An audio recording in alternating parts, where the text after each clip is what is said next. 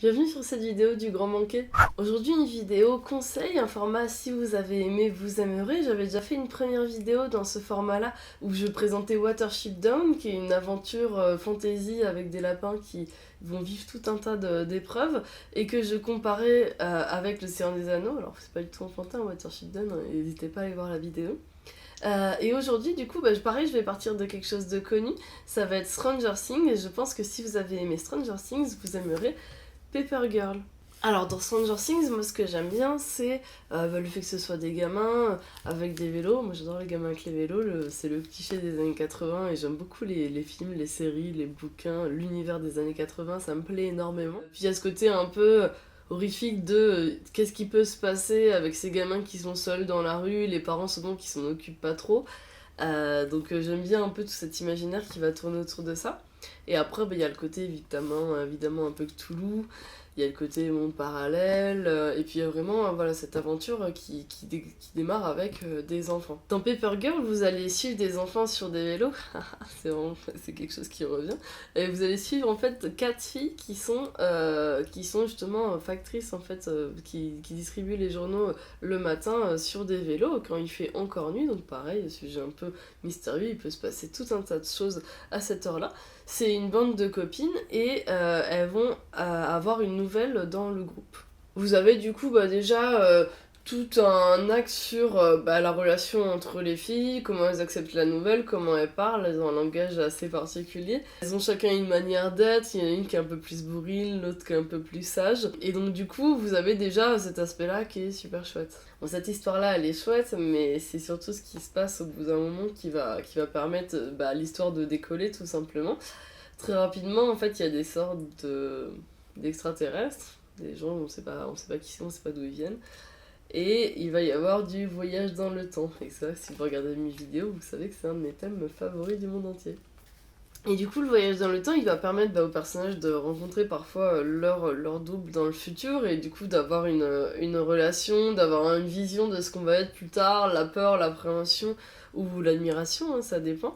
Après, on va avoir aussi Cleveland qui est toujours là, un voyage dans le temps, elle voyage pas dans l'espace, et du coup, elles vont recroiser leur ville dans le futur.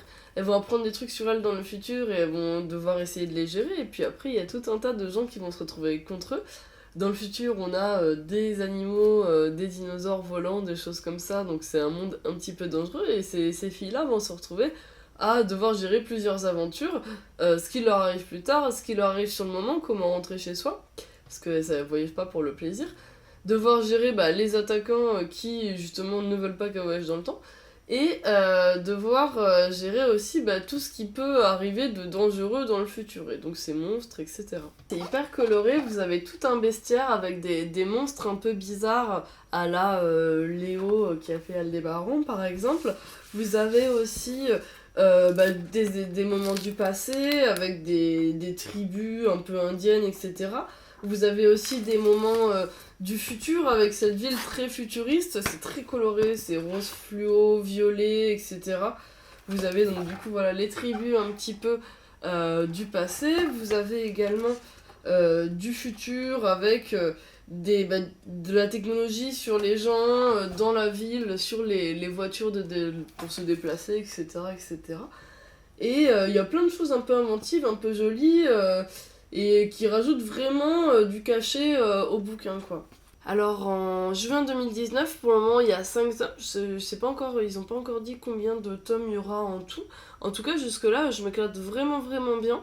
Je trouve que le quatrième il était un peu en transition entre deux cycles entre guillemets, mais c'est vraiment une histoire qui est drôle, on s'attache aux personnages, on s'attache à l'univers, on essaie de comprendre un peu les tenants et les aboutissants de ce voyage dans le temps.